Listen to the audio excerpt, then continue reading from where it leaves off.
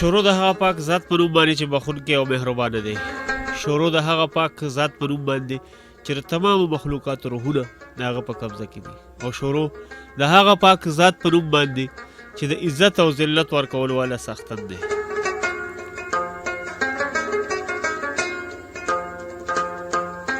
او د حمزه بابا په دې دوو شعرونو چې بیتا چاته ټیټ نشي ننګیالی زما ژوندون کا، چې بیتا چاته ټیټ نشي ننګیالی زما ژوندون کا، زړه زما د مسلمان وي تفکر مې د پښتون کا. خدای زیات کړی او په لسه د پښتو د لیلا حسن، خدای زیات کړی او په لسه د پښتو د لیلا حسن، بیا زما مینه هم زیاته یو په لسه تر مجنون کا. د ریډیو وطن ډېرو خوږو درنو اورېدونکو د خپل کوربه سید عادل له اړخه د مینې او خلوص نه ډک نیکې هیلې احترامات او سلامونه قبول او منظور کړئ. هیله لرم چې روغ جوړ او خوشحاله به د ژوند د هر یو رنګ نه به ښه په نر او په ډاډه زړګي باندې خوندونه او مزې اخلئ.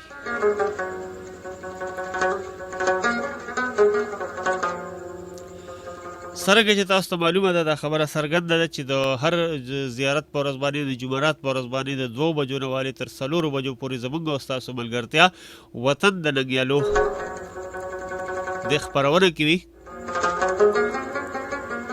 او په دې کې موږ هر ځل چې کوم دی یو نوی ملګری کم ملګری هغه ملګری کوم چې د پښتو ادب د پښتو ژبې د پښتنو د کلتور سر سړکوي لګیا وي په ځان باندې شپه ورځ یو کړي وي او هغه ملګري چې په پښتو کې غزل هم لیکي، شعرونه هم لیکي، نثر هم لیکي او د ادب روزنه کوي، ورسره چې کوم دی هغه د خپل کلتور هم پالنه کوي. هغه ملګري موږ ستاسو دپاره د خپرونې ته راغواړو. د هغې د دې خپرونې نامه ده د وطن د ننګیالو. نن هم زموږ کورکۍ چې کوم دی هغه خالي نه دی. نن هم زموږ سره د تخمایه د سیمې کوم ته چې د ثقافتونو د امانتګره سیمه ویلی شي، امانتګره خاوره د ثقافتونو چې کوم ده د هغې یو ډېر نوموړی نومیالی ملګری زموږ سره دی. غواړم چې د هغه نه مخکې تاسو سره د یو څو شاعرانو کلامونه شریک کړمه. د درګۍ د سیمې د ګلورینې خاورې فضلداد فضل صاحب خپل نظم په ژبه کې لیکي چې ژوند مې نیمګړی نیمه خوا دی له جانانه بغیر، ژوند مې نیمګړی نیمه خوا دی له جانانه بغیر، زړه کې مې نور څه پاتې نه دي له ارمانه بغیر. ژوند مې نیمګړی نیمه خوا دی له جانانه بغیر، زړه کې مې نور څه پاتې نه دي له ارمانه بغیر. د زندګۍ ښکلا د مینې په جذبه جوړه ده، د زندګۍ ښکلا د مینې په جذبه جوړه ده، پلل به نه کېږي فصلونه له بارانه بغیر. د زندګۍ ښکلا د مینې په جذبه جوړه ده، پلل به نه کېږي فصلونه له بارانه بغیر. او ځکه د کلي غریب مخ له محرومۍ سره دی، ځکه د کلي غریب مخ له محرومۍ سره دی، د پرمختګ فیصله اونه شوه د خانه بغیر. ځکه د کلي غریب مخ له محرومۍ سره دی، ځکه د کلي غریب مخ له محرومۍ سره دی، د پرمختګ فیصله اونه شوه د خانه بغیر. وخوره قسم چې نور د سترګو خوږولو څوک دی، وخوره قسم چې نور د سترګو خوږولو څوک دی، زما له تا نه خوږه یاره ستا له مانه بغیر. زړه کې مې نور څه پاتې نه دي له ارمانه بغیر. او دا مې سحر په بانک کې نوې ټپه واورېدله، دا مې سحر په بانک کې نوې ټپه واورېدله چې جنګ بندي به وي د امن له امکانه بغیر. دا مې سحر په بانک کې نوې ټپه واورېدله، دا مې سحر په بانک کې نوې ټپه واورېدله چې جنګ بندي به وي د امن له امکانه بغیر. او د الفتونو خصمانه د تن په وینو کیږي. د الفتونو خصمانه د تن په وینو کیږي. راشه د زړونو بېماني وي له وفا نه بغیر، او په سبانه به خامخا فضله خواله ورځم. په سبانه به خامخا فضله خواله ورځم. وخت نه تېرېږي د دیدن د مشغولانه بغیر. ګران اورېدونکو، د فضلداد فضل صاحب د ښکلي کلام نه پس زړه مې وایي چې تاسو سره یو ښکلی شان غزل شریک کړم، او د هغې نه پس چې کوم دی نو بیا راشم ستاسو سره. راځئ چې دا یو ښکلی شان غزل واورو، د هغې نه پس بیا راځم. چېرته هم نه دی، خپل وطن ریډیو 90.8 یعنې 90.8 او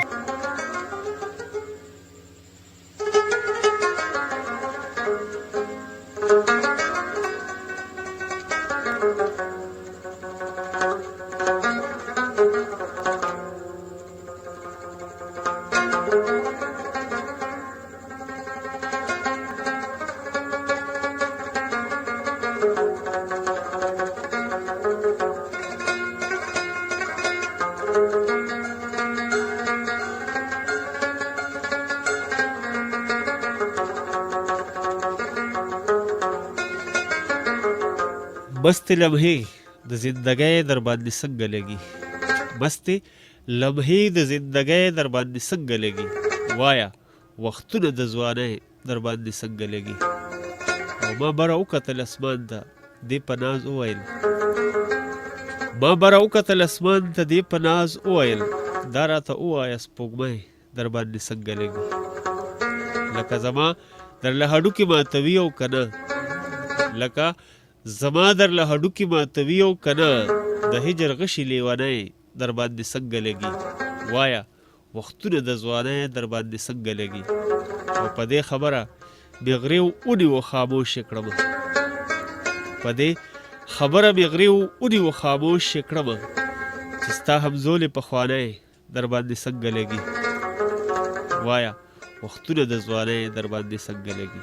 ویل یې یا په پرونی خندا مې مس منصوره، ویل یې یا په پرونی خندا مې مس منصوره، نن مې وړې وړې سلګۍ در باندې څنګه لګي. وایا وختونه د ځوانۍ در باندې څنګه لګي. مستې لمحې د زندګۍ در باندې څنګه لګي. د محمد ګل منصور صاحب په دې دوو شعرونو باندې ستاسو کوربه سید عادل تاسو ته یو وارې بیا وایي هرکلی. غږ دی د وطن ریډیو FM 90.8 او خپرونه ده وطن د ننګیالو. وطن د ننګیالو کې څنګه چې تاسو ته موږ مخکې عرض وکړو چې زه یوازې په دې کورکي کې یم، دا کورکی زموږ سره نن هم لکه د نور کله په شان ډک دی او داسې انسان باندې یو داسې شخصیت باندې مې ډک کړی دی چې د هغه تعارف یا پیژنګلو هغه بالکل د هغې څه محتاج نه دی. ځکه د هغه پیژنګلو کوم نو داسې به وي لکه چې نور ته سړی ډیوه نیسي. خو دومره به ووایم چې د هغوی کوم کتاب دی څرګنده خزانه، د هغې پیژنګلو د تاسو سره لنډه شان کوم چې دا د ایم اے په کورس د عبدالولي خان یونیورسټۍ د ایم اے په کورس کې دا کتاب شامل دی. مردان کالج د بی ایس په کورس کې شامل دی. د ملکند پوهنتون چې کوم دی د بی ایس په کورس کې شامل دی. د درګۍ کالج د بی ایس په کورس کې شامل دی. اسلامیه کالج یونیورسټۍ د ایم پیل په کورس کې شامل دی. د باچا خان یونیورسټۍ یعنې پوهنتون د بی ایس په کورس کې شامل دی. د بلو کالج چې کوم دی د بی ایس په کورس کې دوی د تخلیق شامل دی په کورسونو کې. او دا کتاب یوازې په کورسونو کې شامل نه دی بلکې دی چې کوم دی صوبایي ایوارډ هم اخیستی دی. صوبایي ایوارډ یافته کتاب دی، څرګنده خزانه. دومره ښکلی کتاب، دومره زبردست کتاب چې د علم او د هنر او د ژبې که سړی ځان ته پښتون وایي او پښتنه وایي ځان ته پیغله، نو زه وایم چې دا کتاب هغوی خامخا کتلی وي او که کتلی نه وي نو بالکل ستاسو د کتو لایق دی، جوګه دی. او په دې کتاب کې د ژبې حوالې سره د خپل دود دستور کلتور په حوالې سره پکې ډېرې ګټورې خبرې دي. او هم د دغه کتاب کې په سریزه کې اندیش شمس القمر بابا الله دې وبخي هغه لیکي چې هر لیکونکی د قلم راغستو او په کاغذ د ایښودو نه مخکې څو کرته په دې خبره غور او فکر کوي چې ماله څه لیکل پکار دي.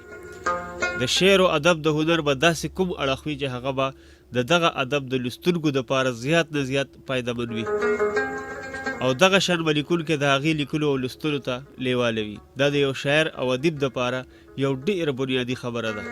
همدغسې شایق چې کوم کار ته لاندې وتی دی هغه چې څومره ګران دی هغه عمره زموږ د پښتو ژبې او شعر او ادب دپاره یو لازمي ضرورت دی. او بل ځای کې چې کوم دی اتل مومن صاحب زموږ د پښتو ژبې یو ډېر لوی نوم هغه لیکي چې دا کتاب پښتو دپاره یو بیشبها خزانه ده او موږ یې په ډېر فخر سره نورو قامونو ته ښودلی شو. هر پښتون له پکار دی چې د دې خزانې د لالو جواهر نه خپله لمن ډکه کړي.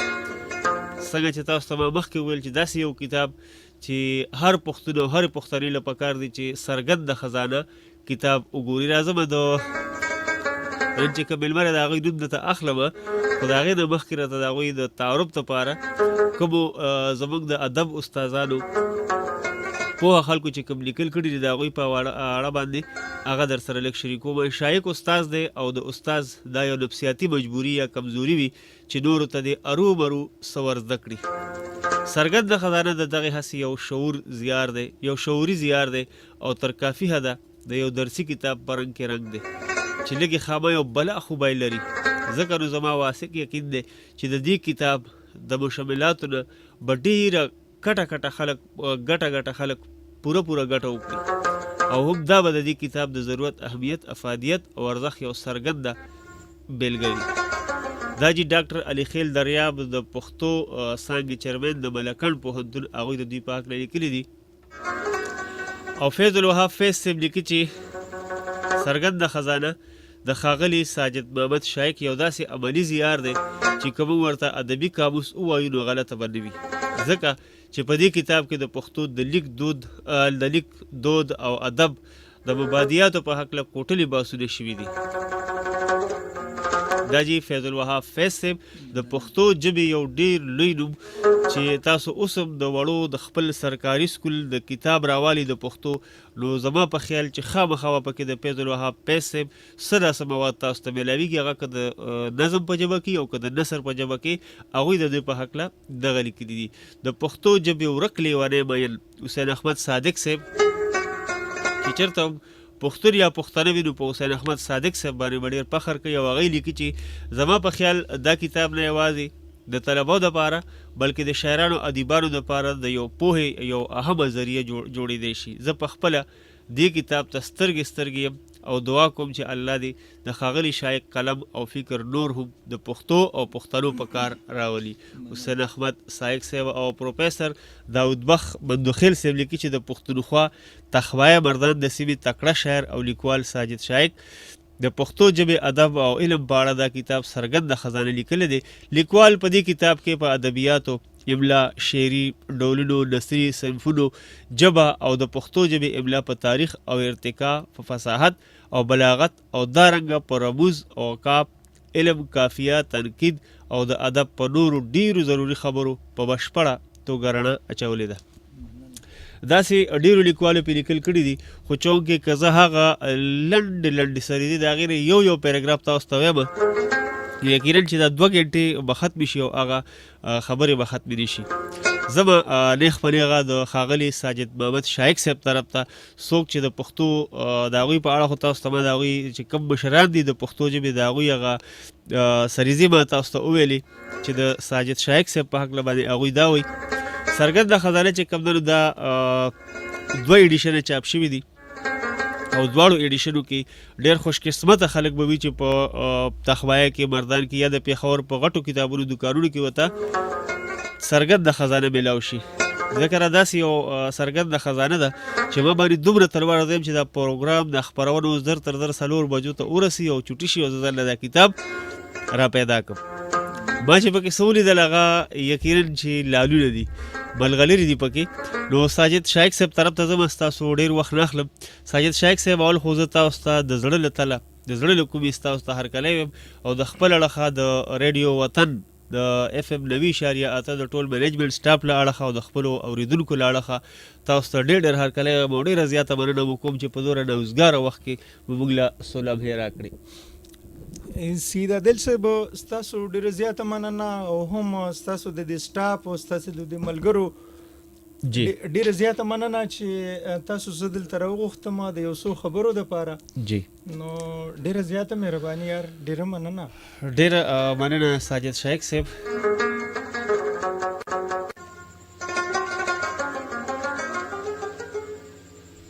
ساجد شیخ صاحب دا راته ووایي چې داسې کوم وختونه داسې راغلل چې تاسو په قلم راغستو باندې مجبوره کړئ او څه داسې حالات جوړ شو چې تاسو په قلم راغستو باندې مجبوره شوئ او لیک پښتو لیک طرف ته راغلی؟ یوه خبره خو دا ده د سید عادل ډېره زیاته مننه، ډېره مهرباني او ستاسو د دې ملګرو هم د ریډیو د نورو ملګرو هم ډېره مننه چې تاسو مالا د یو څو خبرو کولو موقع راکړه او تاسو زه دلته راوغوښتم. او بله خبره دا ده چې تاسو هم د هغه ثوابۍ د سر نه راځئ او زموږ دپاره دلته د دې ریډیو نه دا پروګرام کوئ، ښایسته ښایسته پروګرامونه. نو په دغه دې هم مننه کوم ځکه چې ثوابۍ خو بیا په عامو حالاتو کې د دې ځای نه ډېره لرې ده که نه. نو ستاسو مننه چې تاسو او بله خبره دا ده چې تاسو دا پوښتنه وکړه چې څنګه پښتو ته نو یو خو دا خبره ده چې مونږ د ټولو نه اوله خبره چې مونږ خو پښتانه یو. جی بالکل. نو چې که شعر لیکو که نثر لیکو نو هغه به په پښتو ژبه کې لیکو. یوه دا خبره او بله د دې سره سره دا چې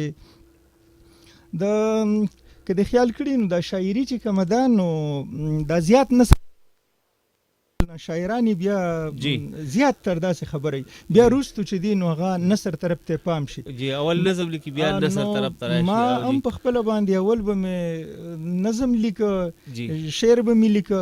نو د هغې نه پس چې کله په دې ټولنو کې ښه ولوغړېدو او ښه راته پته ولګېده چې اوس د وخت ضرورت څه دی، د ادب ضرورت څه دی، نو د هغې نه پس بیا زه رالم د نثر طرف ته رالم. نو اوس نظم چې دی نو هغه ډېر کم لیکو او د نثر چې دی نو موږ شپه او ورځ به زه به دا ووایم چې کله د خپلې ډیوټۍ نه فراغت وي نو د شپې نه وخته پورې لګیا یو هم په دغه نثر په میدان کې کار کوو بس. جی او څنګه چې لکه د عباسي یوسفزۍ صاحب او حمزه بابا دوی په اردو کې لیکل شروع کړو، بیا وروستو د خپلو استادانو د خپلو ملګرو په بنا باندې پښتو ژبې ته راغله. دغسې تاسو هم اردو کې لیکل شروع کړي که نه نیغ په نیغه؟ نه ما نیغ په نیغه په پښتو کې کړي دي او په اردو کې مې هم کړي، خو هغه وروستو لکه مطلب دا دی چې ما شروع چې ده نو هغه د پښتو نه کړې ده، د اردو نه. اگر چې وروستو ما په پښتو کې په اردو کې آزاد نظمونه لیکلي دي، په هغې کې ما په اردو کې غزلې لیکلي دي. نو خو دا ده چې لکه شروع ما د پښتو نه کړې ده، اوس هم پښتو لیکم او هغه منځ کې لږ غوندې یو وخت کې به مې لیکل کول لکه اوس په اردو کې اوس نه کوم. دغه به کوم وخت و چې تاسو لیکل شروع کړل تقریبا؟ شعر خو چې ما شروع کړی و، د شعر لیکل چې ما شروع کړي و نو په هغه وخت کې زه په نهم جماعت کې وم. نهم جماعت کې وم چې ما شعر لیکل شروع کړي و او بیا خو په هغه وخت کې ما ځان داسې نو ښکاره کړی چې زه شعر لیکم. نو بیا په لسم کې به زمونږ په دې سکول کې زمونږ په تخبیه های سکول کې به یو پروګرام هم کېده د بزم ادب په نوم باندې د میاشتې په اخره کې. په هغې کې هم زمونږ ځینې کلاس فیلو داسې وو، سبقیان داسې وو چې هغوی خپل کلامونه به وی، خو په هغه وخت کې یو خو مونږ د کلي کسان هم وو نو یوه دغه وجه هم کېدی شوه چې لکه که د خیال کړي د ښار په نسبت د کلي په دې کسانو کې دا ججک چې په اردو کې ورته وایي د لږ غوندې دا شرمېدل غوندې دا لږ دغه وي ډېر وي که نه. نو بیا چې کله زه کالج ته لاړم تخبیه کالج ته هلته نه ما بیا وی راشه دا تر کومې پورې به ته خپله شاعري پټه ساتې. نو د هغې نه پس ما بیا دغسې ښکاره او بیا دغه دوران کې زه پښتو ادبي ټولنې تحصیل تخبیې ته رالم. نو بس د هغې نه بیا په هغې کې تر اوسه پورې بس لګیا یو خپل وخت پکې تېرو. پښتو ادبي ټولنې سرپرستي درته میلاو شو په کالج په وختو کې؟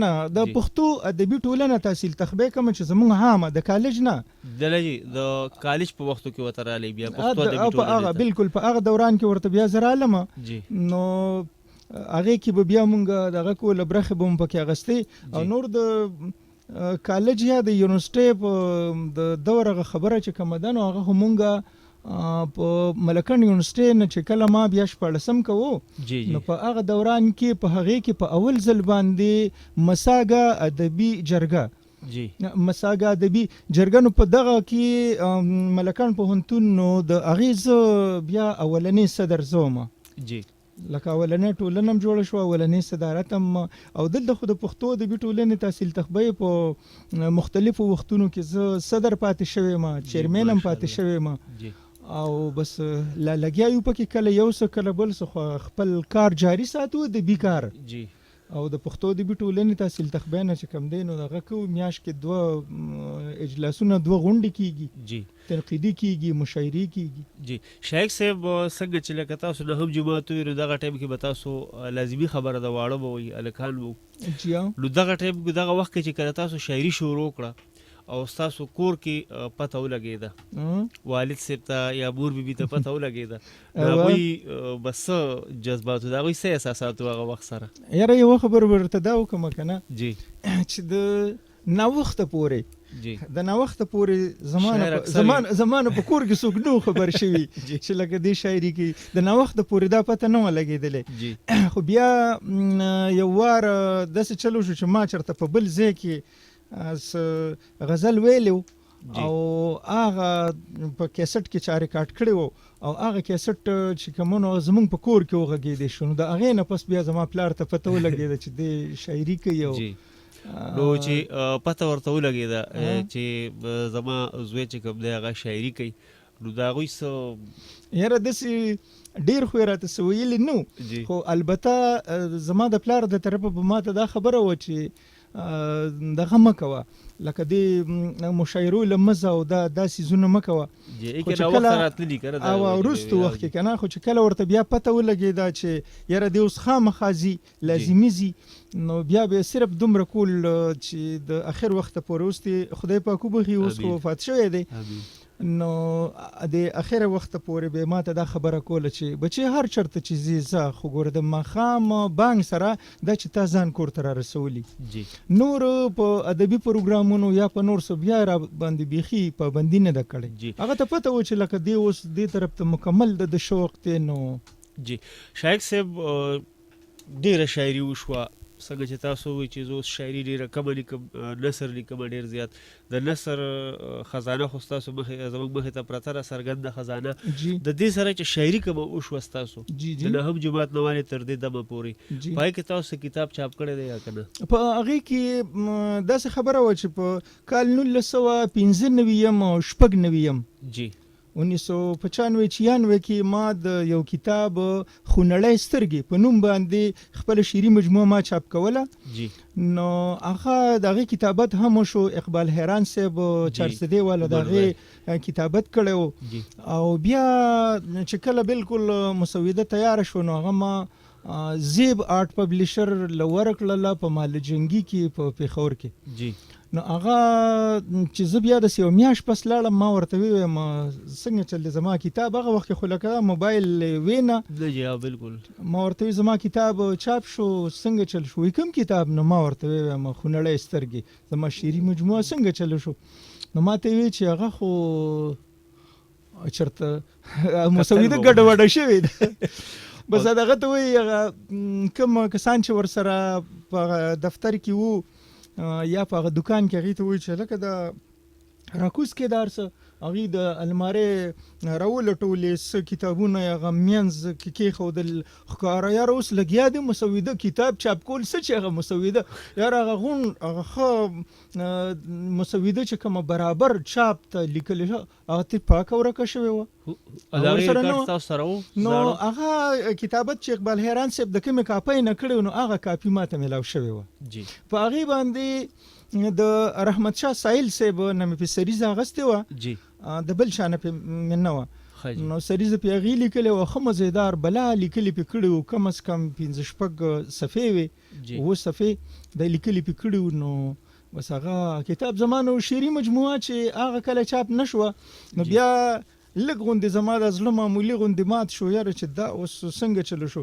بیا لږ وخت پکې تېرېده نو داسې چلو شو چې زما رو که د خیال کړي عمر تېرېدو سره د عقل پخېږي که نه نو چې بیا زما په دې ټولنه کې چې به ما کتل د اکثر کسانو کلامونه به مې اورېدل نو د ډېرو کسانو کې به ما هغه کمی محسوسو کمی به مې محسوسو. دلته به مې کتابونه کتل یا د نورو تجربه کارو کسانو د مشرانو او د دې کشر کول یا د دې عامو همزولو یا د خپلو ټولنو کسانو یا چېرته په نورو مشاعرو کې د ګډون کولو نو چې هغه کمی به ما کله محسوسو نو ما زه په دې نتیجه ورسېدم چې یاره دې دپاره څه کار کول غواړي دا کمی به تر کومې پورې په دې خلکو کې چلیږي. نو ما د دې دپاره داسې چلو که چې دا رو مې د نثر لیکل شروع کړه اصلاحي غوندې. نو بس هغه بیا هغه خبره دې ته راورسېده چې ما د څرګنده خزانه ولیکله. نو په دې کې الحمدلله ډېر بس بهرحال تاسو خو نورې خبرې وکړې نو د دې دپاره ما د نثر دپاره دا کتاب چاپ کو او په د دغه سیزونو دپاره زما اصل کې په حقیقت درته ویم په ایمان درته ویم نو زما د سوچ کم دی دا ادبي اصلاحي طرف ته دی. زه وایم چې بس په څه طریقه په چا کې هم داسې څه کمې پاتې نشي او داسې څه عوامو ته سړی څه وړاندې کړي ادیبانو ته شاعرانو ته د کشر کول ته د زده کوونکو ته چې د دې په کار راشي. د دې دپاره زه چې کله د وطن رسالې مدیر وم نو په هغه رساله د کال 1900 نه د کال 2007 نه د 2007 نه چې کوم دی د 2013 پورې هغه رساله اوچلېده. نو اوس په الحال خو لږه ځنډېدلې ده انشاءالله امید دی چې بیا د وطن په نوم باندې دا ریډیو هم د وطن په نوم دی او هغه هم د وطن په نوم چې د تخبایه د وطن سره ډېره زیاته مینه ده ځکه چې یو طرف ته وطن ریډیو شو بل طرف تاسو وطن مجله هم ایسته نو په هغې کې به وطن مجله کې به ما هم اصلاحي کالم د داسې نه داسې په دې نوم سره به ما کالم لیکه او بیا به پکې موضوعګانې چې وي نو به پکې بدلېدې نو په هغې کې به هم دا خبره داسې پکار ده او دا پلانې کار داسې نه دی داسې پکار دی نو هغې کې ما د هغې نه علاوه په نورو رسالو کې چې څومره مضامین زه کومې رسالې لیکم نو هغه ټول هغه به افسانه نی هغه به تکل نی یا به بل څه نی هغه په خپل ځای ښه څیزونه دي خو زما دا به یو طرف ته اشاره چې یاره دا کار داسې نه ده داسې وشي نو دا به ښیي او مختلفو دلایلو سره به جی ساجد شایق صاحب کو ستاسو په بچو کې څوک را زلمی شي او هغه شاعري کول غواړي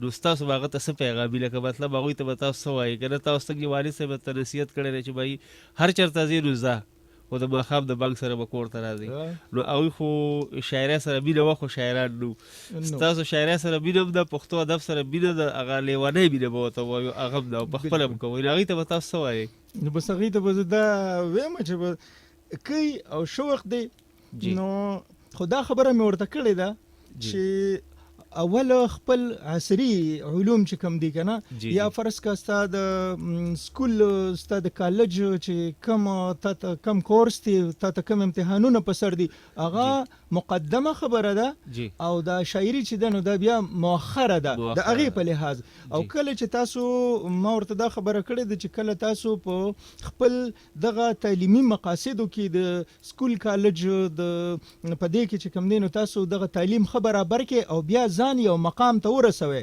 بیا به په دغه وخت کې چې کوم دی نو بیا به تاسو د شاعري چې کومه ده نو دا به بیا ادب دا به بیا مقدمي دا به بیا مخکې نو دا خبره مې ورته کړې ده او نور په هیڅ قسم پابندي زما د طرفه نشته تاسو اوس وایئ چې کوي شاعري کوي نو کوي شاعري شاعري کوي دا یو زوی چې کوم دی نو دا کوي اسدالله شاعري کوي او ستاسو له اصلاح دپاره غزل درکوي چې بابا دا غزل مې ولیکه دا یاره داسې خو نه دي کړي ځکه چې زه به تا ته لکه اسد الله خو تر اوسه پورې داسې نه دي کړي چې ما ته یو غزل ښودلي تر اوسه، او حقیقت هم داسې دی. اگر چې خلک په ګمان دا کوي چې دی به پلار ته ښایي او پلار به ورته وایي، خو نه، د تر ننه پورې داسې نه دي کړي.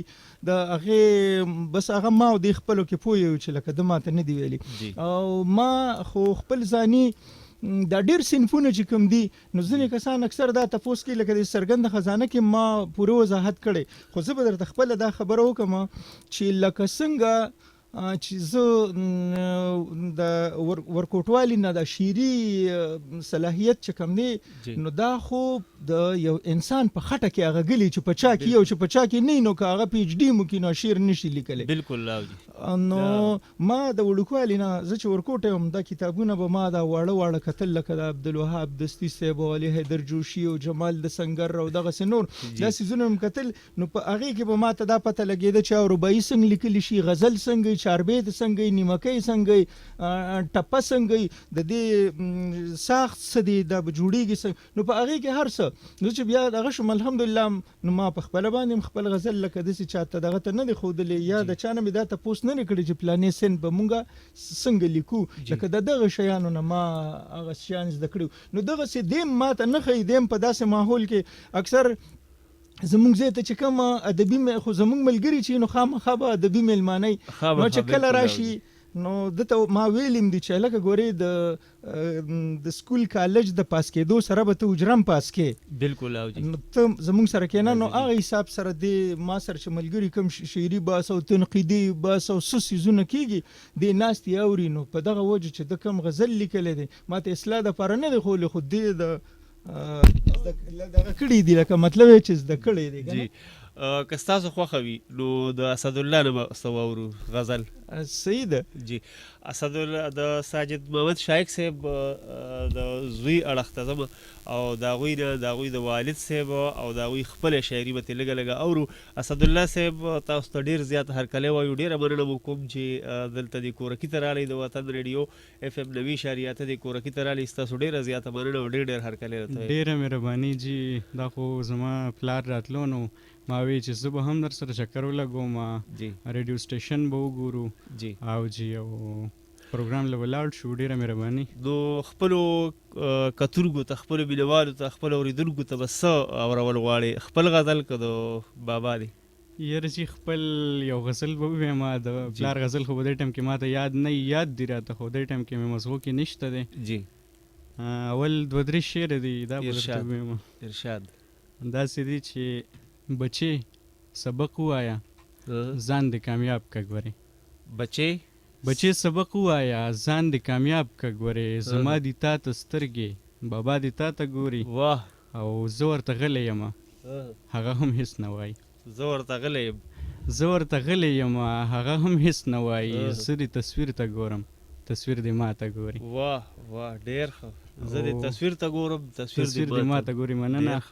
او بل شعر دی چې حسن پرست نه یم د سړي زړه ته ګورم. واه حسن پرست نه یم د سړي زړه ته ګورم، دا بعضې خلک د یار حسن و ادا ته ګوري، او کله چې نه ګورم نو بیا را ګوري راته، کله چې نه ګورم نو بیا را ګوري راته، خو چې ور وګورم نو بیا بل خواته ګوري. ډېر ښه ډېر ښه. مننه. او یو غزل دی کوم چې زما په خپله ټوله شاعرۍ کې خوښ دی، زما پلار اورېدلی هم دی، خو زه به بیا ټولو مینوالو ته واورم. ارشاد.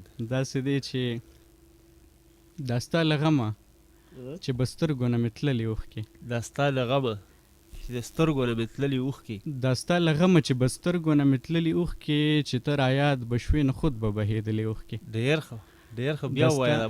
مهرباني. دا ستا له غمه چې به سترګو نه مې تللي اوښکې، چې ته رایاد به شوې نو خود به بهېدلې اوښکې. ډېر ښه. او سترګو زمونږ د جدایۍ دا منظر ونه زغمو، سترګو زمونږ د جدایۍ دا منظر ونه زغمو، سترګو نه لاړلې رو رو روانېدلې اوښکې. ډېر ښه. او د چا له غمه زما حال د لیونو په شانو، د چا له غمه زما حال د لیونو په شانو، زه جړېدم زما په حال به جړېدلې اوښکې. ډېر ښه بیا ووایه دا شعر. مهرباني. د چا له غمه زما حال د لیونو په شانو، زه جړېدم زما په حال به جړېدلې اوښکې. ډېر ښه. او د کلي خان زمونږ ظالم و یاره دومره ظالم، د کلي خان زمونږ ظالم و یاره دومره ظالم چې ما جړل په هغه خې به لګېدلې وو. واه ډېر ښه ډېر ښه. مننه. د کلي خان زمونږ ظالم و یاره دومره ظالم چې ما جړل په هغه خې به لګېدلې اوښکې او غریبي ورکه شه بابا لیکلو مخ ټول چاو دی. غریبي ورکه شه دا شعر د تاسو ته ډالۍ وي چې غریبي ورکه شه بابا لیکلو مخ ټول چاو دی چې به جړل یې نو په مخ یې ودرېدلې اوښکې. واه ډېر ښه. او جانانه نور مې څه کول دغه راله بس و که نه جانانه نور مې څه کول دغه راله بس و که نه غم مې خوراک و ستا اوس کلي به مې خپلې اوښکې او نن مې جړل بس غریبي به مو قسمت کې ونه نن مې جړل بس غریبي به مو قسمت کې ونه مور په زړلو پټه ماله اچولې اوښکې. ډېر ښه ډېر ښه ډېر زبردست. نن مې جړل بس غریبي به مو قسمت کې ونه مور په زړلو پټه ماله اچولې اوښکې. او اخري شعر دی چې ریبار ویل ورته اسد در پسې دومره جړل ریبار ویل ورته اسد در پسې دومره جړل وچې شوې سترګو کې نورې نه راتللې اوښکې. ډېر ښه ډېر ښه. ستا له غمه چې به سترګو نه مې تللې اوښکې چې ته رایاد به شوې نو خود به پوهېدلې اوښکې. ډېره مننه. ډېر ښه. په داسې عمر کې دومره پخه شاعري شایق صاحب یقینا چې ستاسو سوری چې کوم دی هغه پیدا پخه به شاعري خامخا به ضرور داسې پخه شاعري به کوي او ډېر ښکلي شعرونه. شایق صاحب جی خبرې هم ډېرې وشوې تپوسونه به نور هم کو د څرګند خزانه په حواله باندې د تخبایه ادبي ټولنې د تحصیلي تخبایه په اړه باندې به هم خبرې اترې کوو او زه هم چې خپل اورېدونکو ته تاسو هم څه ډالۍ کړئ.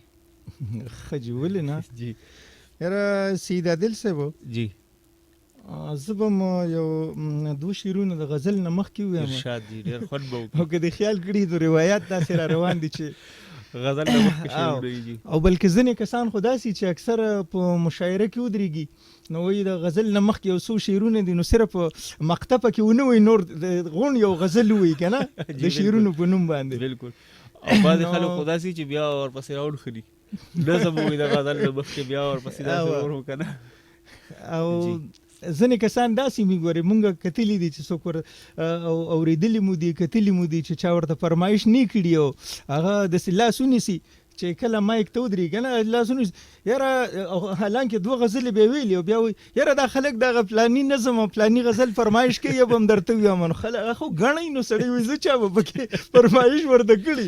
حالانکې ما په یو کس نیم کې دا عادت چې کوم دی نو ډېر دغه که په مختلفو ځایونو کې پکې ما دا ولیده به زه پوه شوم چې چا ورته نه دي نو زه درته وایم زه غزل نه مخکې به دوه شعرونه ووایم چې د ښکلو اننګو نه د ګل رنګ په بیه اخلي د ښکلو اننګو نه دی د ښکلو اننګو نه د ګل رنګ په بیه اخلي محبوبې لتا زار سترګې د جنگ په بیه اخلي. ډېر ښه ډېر ښه ډېر.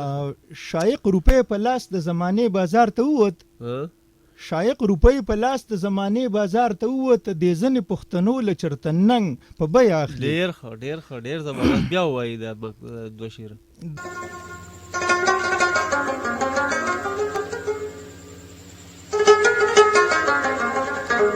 او به کړې بیا ګورې ارمان زما د مرګ نه وروسته او به کړې بیا ګورې ارمان زما د مرګ نه وروسته ناز به دې څوک وړي قربان زما د مرګ نه وروسته او بیا به ابس وي بیا به ابس وي بیا به ښکلیه څه پیدا نه لري بیا به ابس وي بیا به ښکلیه څه پیدا نه لري بیا په جړا کمړ کړې ځان زما د مرګ نه وروسته ناز به دې څوک وړي قربان زما د مرګ نه وروسته او راشه په ژوند چې ازانه دې د نقصان وکړمه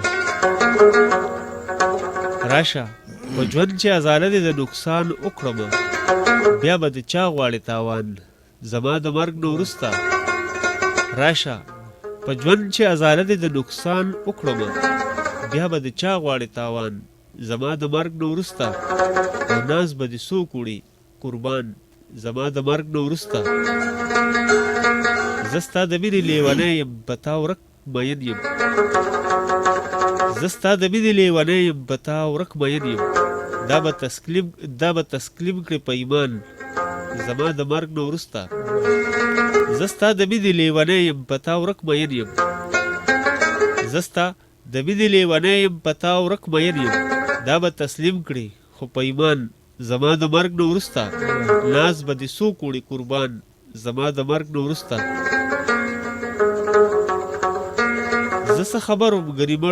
زه څه خبروم ګنې ډېر پخوا به مړوم له دې زه څه خبروم ګنې ډېر پخوا به مړوم له دې راځي چې ماله به جانان زما د مرګ نه وروسته زه څه خبروم ګنې ډېر پخوا به مړوم له دې راځي چې ماله به جانان زما د مرګ نه وروسته ناز به دې څوک وړي قربان زما د مرګ نه وروسته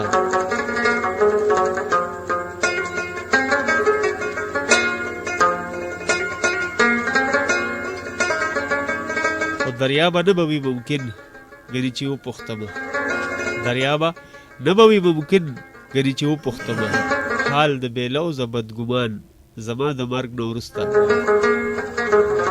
ګران اورېدونکو د اریخیل دریاب صاحب په دې غزل باندې ستاسو کوربه سید عادل تاسو ته وایي هرکلی غږ دی د وطن ریډیو اف ام 90.8 خپرونه ده وطن د ننګیالو کې لکه نور کله په شان نن هم زموږ سره د پښتو ادبي ټولنې تحصیل تخبایه سرپرستی اعلی د هغې صدر هم پاتې شوی دی ساجد محمد شایق صاحب زموږ سره میلمه دی د هغه نه کوم تاسو ته پوښتنه کول غواړئ نو 03-391-908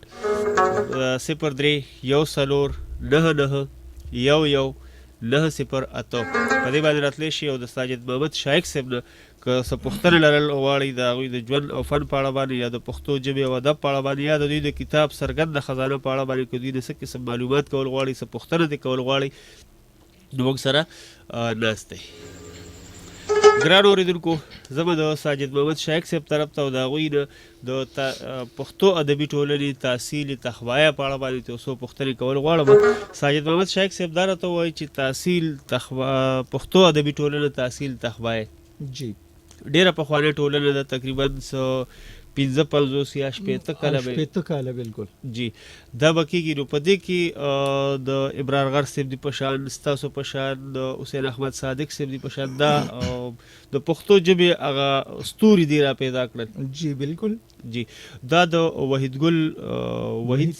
صاحب سوری او په تاسو باندې ستاسو نه پس چې پکې اوس زموږ سره چې کوم کیري زموږ د ملګري یا ستاسو شاګردان چې پته راځي هغوی له تاسو څه اصلاح ولا کوئ که نه هغوی راځي دغه شان پکې غزلې نظمونه وویزي یا تنقیدي اجلاسونه یا په افسانه باندې بس یا غزل څنګه لیکلی شي نثر څنګه لیکلی شي دا قسم لیکچر ورته تاسو ورکوئ که نه عادل صاحب د پښتو ادبي ټولنې واقع شي لکه ډېر خدمات دي او په دې کې چې کوم مشران پاتې شوي دي نو هغې هم د دې ځکه چې د کال 1960 یا 1962 نه 1960 یا 2000 نه د دې هغه شروع شوې ده بالکل جی په هغه وخت کې د دې هغه اول ورځ ما خپلواک صاحب ته هم ووی جی چې په دې کې د قاضي عبدالعلي مصرف غانی صاحب ګل محمد ګران صاحب دغسې عبدالخالق خلیق هم دلته پاتې شوی دی په څه وخت کې جی او بیا په دې کې عبدالقیوم بیدار صاحب وحید ګل وحید صاحب بیا په وروستنو کسانو کې عبدالمالک ملک صاحب بختیار ګل ملنګ صاحب او د دې سره اقبال خټک صاحب نو دا کسان په دې کې په مشرانو کې پاتې شوي دي وروستو چې هر یو تن که یو کس هر څه وي خو هغه به د وحید ګل وحید صاحب د خدماتو نه په دې منځنۍ دوره کې په دې کې د دې نه انکار نشي کولی چې د وحید ګل وحید صاحب په دې کې څومره خدمات دي بیا په یو وخت کې علي حیدر جوشي صاحب چې د کله نه بیا د اسماعیلا نه راغلی او په تخبیه کې دیره شوی دی نو هغه چې دلته څومره وخت تیر کړ نو هغه هم د دې پښتو ادبي ټولنې تحصیل تخبیه صدر هم پاتې شوی دی سرپرستی اعلی هم پاتې شوی دی او موږ ورسره په خپله په محفلونو کې به ناستو په دغه کې به وو په مشاعرو کې به وو په انتخاباتو کې به ورسره وو نو جوشي صاحب هم په دې کې خپل خدمات ترسره کړي دي او واقعي چې اول د اسماعیل علي حیدر خو وروسته ګورې اصل کې بیا د تخبې علي حیدر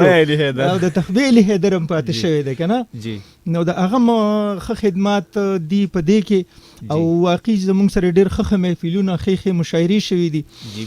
د دې نه علاوه د پښتو ادبي ټولنې تحصیل تخبې ښه نثرنګار ښه شاعران پیدا کړي دي، لکه اوس فرض کا عبدالعلي مصرف غاني چې د هغه کتابونه د ام فل او پی ایچ ډي او د نورو د ریسرچ کې په دې سیزونو کې په دې کې د هغه کتابونه شامل دي، په هغه باندې لګیا دي خلک.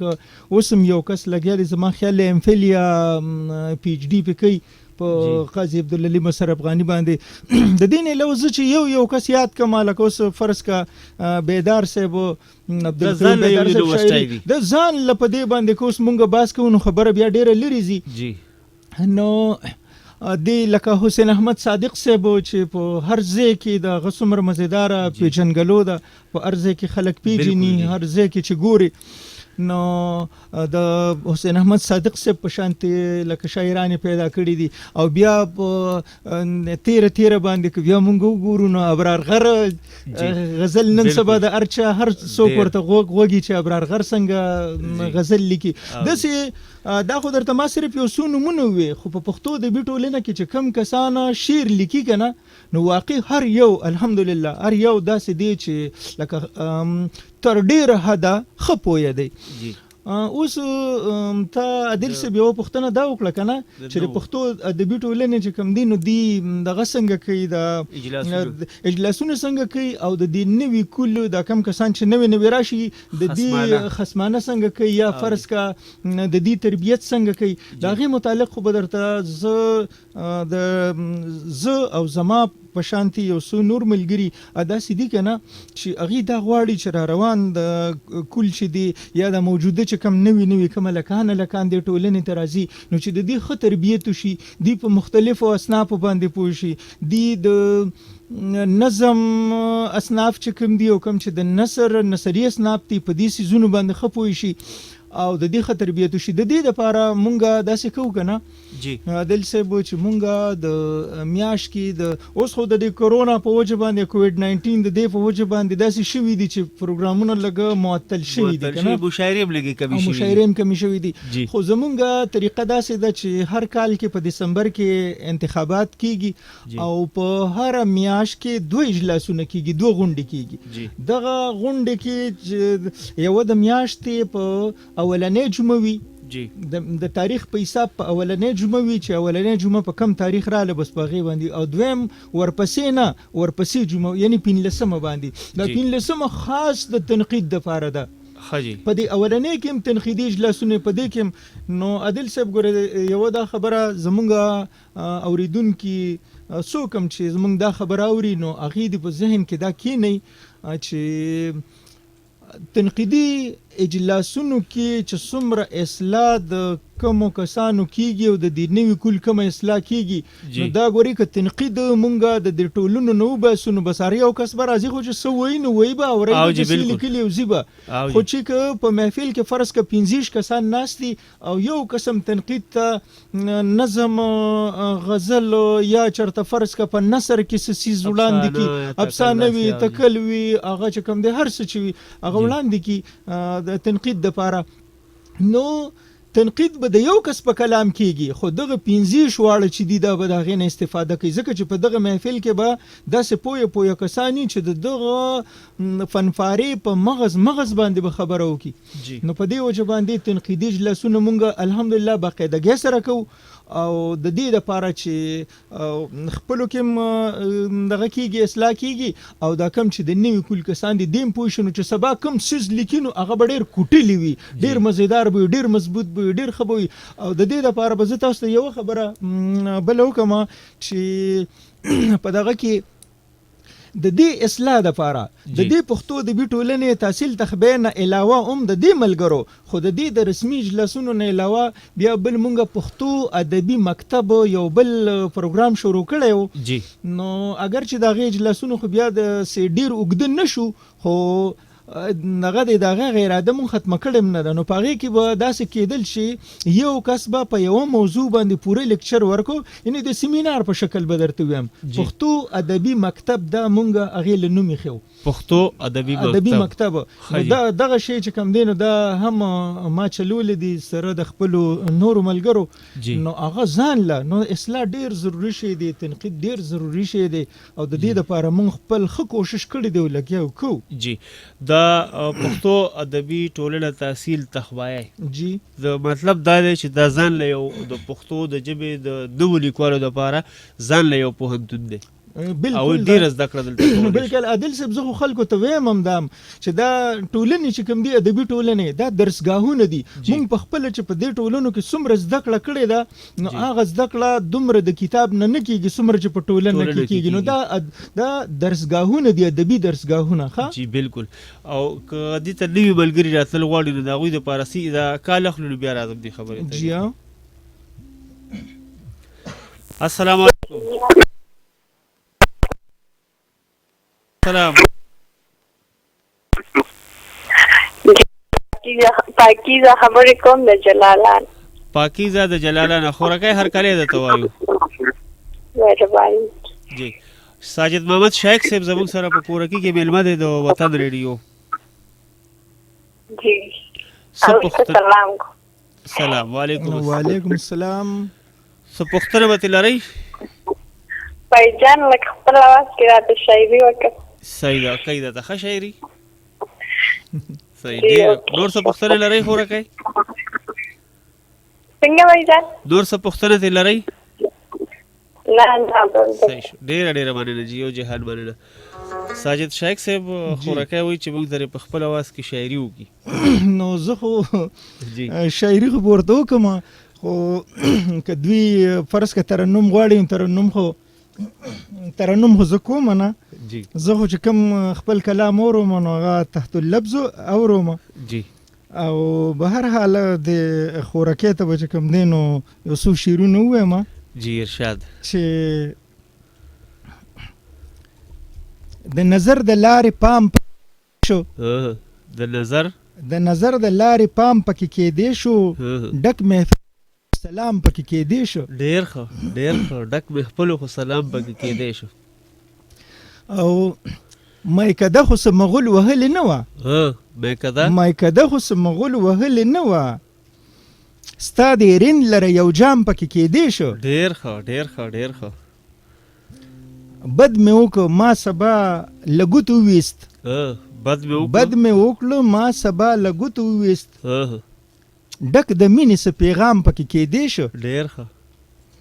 او خوله په خوله جواب و ځکه معتبرو. خوله په خوله جواب و ځکه معتبرو، ملفوف نه و چې ابهام پکې کېدی شو. ډېر ښه. ملفوف نه و چې ابهام پکې کېدی شو.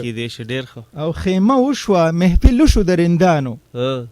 خیمه وشوه محفل وشو د رندانو، د شایق غوندې خیام پکې کېدی شو. ډېر ښه شیخ صاحب. السلام علیکم. وعلیکم السلام جی. مونږ جی شیخ صاحب شاعري خو ډېره مزه وکړه. اویس خبرې کومه ته وینا. ډېره مننه جی، ډېره مننه. اویس مونږ فرمایش چې زموږ ملګري دي رستم دی، عنایت دی، زیم او کامران دی چې اسد صاحب دخلي شاعرونه هم لږ څه وورو. صحیح ده. و اسد صاحب ته وامه ښه. جی ښه. صحیح شو. ډېره مننه. څه پوښتنه لرئ شیخ صاحب نه؟ جی شیخ صاحب نه څه پوښتنه لرئ؟ بس شیخ صاحب خو ګاون کې باندې کېږي چې زموږ ته نشه قسمه دغه یو موږ د هغه نه کور کې معلومات کوو. صحیح. خو د دې شاعرونه ډېره مزه وکړه چې شعرونه یې د دې وورو. صحیح شو. وامه چې ووایي درته ښه. ډېره مننه. یو جهان مننه. اسد صاحب، اسد الله صاحب بخښنه غواړم. جی مهرباني. اویس وایي چې موږ یو بلا ملګري را سره دي او د اسد الله دی راته لږ خپله شاعري وکړي. مننه. ولې نه وبکم ورته. جی دا یو غزل دی، دا د حویس او زما سینیر عنایت او دغه سره چې کوم ملګري دي ټولو ته د ډالۍ وي. ارشاد. داسې دی چې تیر نشي خیالونه مې بلا په زړه کې دي. تیر نشي خیالونه مې بلا په زړه کې دي، وخت ارمانونه مې بلا په زړه کې دي. ډېر ښه. تیر نشي خیالونه مې بلا په زړه کې دي، وخت ارمانونه مې بلا په زړه کې دي. ډېر ښه. دا خاصه ویسته چې خدای به دې زما کې فکر مه کوه یو ځای به شو، خدای به دې زما کې فکر مه کوه یو ځای به شو، دغه امیدونه مې بلا بلا په زړه کې دي. ډېر ښه ډېر ښه.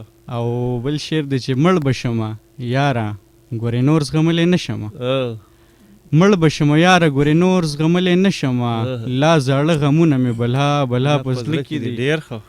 او بل شعر دی چې یو ځلې چې ماته شي شیشه هغه شان نه ورځي، یو ځلې چې ماته شي، یو ځلې چې ماته شي شیشه هغه شان نه ورځي، هغسې چودونه مې بلا بلا په زړه کې ډېر دي. ښه ډېر ښه. او بل شعر دی چې 2 ورځې ژوندون دی د هیڅ چا نه ګیله نه کوم، 2 ورځې ژوندون دی 2 ورځې ژوندون دی د هیڅ چا نه ګیله نه کوم، بس محبتونه مې بلا بلا په زړه کې دي. او اخري شعر دی چې یو ورځ هم څه د خوشحالي مې نصیب نه شوله یاره، بس غمونه مې بلا بلا په زړه کې دي. ډېره مننه، ډېره شکریه. ډېر زبردست. ګرانو اورېدونکو تاسو هم راتلی شئ په 03-149-11-908 که د ساجد محمد شایق صاحب نه څه پوښتنه کول غواړئ یا څه اورېدل غواړئ نو بالکل راتلی شئ. ساجد محمد شایق صاحب د سرګند خزانه جی د شاهانو ورکړه لالو جواهر وي د ادب د خاوندانو د زړه ویني. تاسو دې کتاب له حقیقت د زړه ویني ورکړي دي. بالکل د اکبر خادم صاحب دا شعر تاسو کتاب کې تړون باندې لیکلی دی. خو زه وایم چې په دې کتاب په اړه باندې تاسو خپلو اورېدونکو ته په دې کې په یو موضوع باندې تاسو خبره کوئ د پښتو املا شوه یا دې کې نور داسې کافیه شوه علمي کافیه نور داسې نو یې باندې خو به ډېر وخت ولګي. بالکل خو زه وایم چې دا خزانه تاسو په دې کوزه کې رابنده کوي، خلک سمندر یادوي په کوزه کې، زه وایم چې دا خزانه په کوزه کې ورته رابنده کوي. صحیح ده جی. خزانه خو خیر خلک په کوزه کې نه بندوي، خیر دی وخت کې به رابنده به هر حال. ستاسو د خبرو لکه مطلب دا دی چې په لنډو ټکو کې مونږه ووایو چې د سرګند خزانه څه څیز دی او یا په دې کې څه دي چې تا یې په پروګرام کې را دومره ستاینه وکړه که نه. دا خو په ډېره کمه راځي په دې کې چې کوم موضوعات دي هغه یو موضوع باندې یا چې کومو خلکو پې لیکل کړي دي نو زه وایم چې په دې باندې ځان له یو هفته پکار ده. دا عادل صاحب جی دا ټول کتاب چې دی نو دا په 9 بابونو باندې مشتمل کتاب دی. جی 9 بابونه 9 بابونه دي پکې او په دې کې 8 کم 400 مخونه د دې کتاب دي. جی نو دا 9 بابونه بیا دا ځان له موضوع د یو باب جی نو زه خو په تفصیل کې نه ځم، خو په مختصرو ټکو کې به دا ووایم چې اولنی باب چې دی نو دا د پښتو په املا باندې دی. د پښتو املا د سر نه چې په پښتو ژبه په څه کې لیکل کېده د معلوماتو تر مخه یعنې څومره پورې چې په تاریخ کې معلومات شوي دي جی نو د هغه ځای نه د دې شکل به څنګه به لیکل کېده.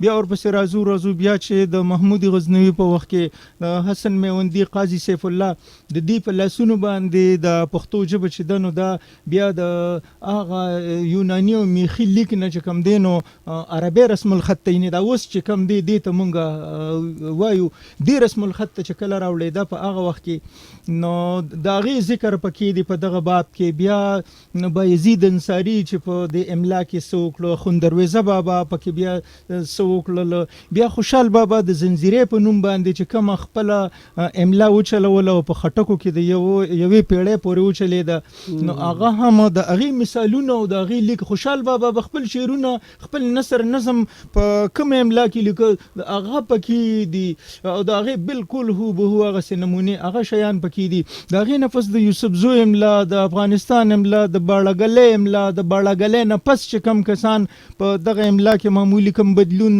کوي نو د مختلف املاګانې په دې باندې چې دی د اولنی باب دی. جی نو که یو سړی اوس که یو سړی وایي چې لکه د دې زړو تاریخونو ته پکې څه ضرورت کیدی شي چاته داسې ډېر زوړ تاریخ میلاو شي چې په هغې کې پښتو لیکلي شوي نو هغه هم د دې نه سړی زده کولی شي چې ولکه دا به څنګه لولو نو دې کې هغه چیلونه هم ښودلي شوي دي.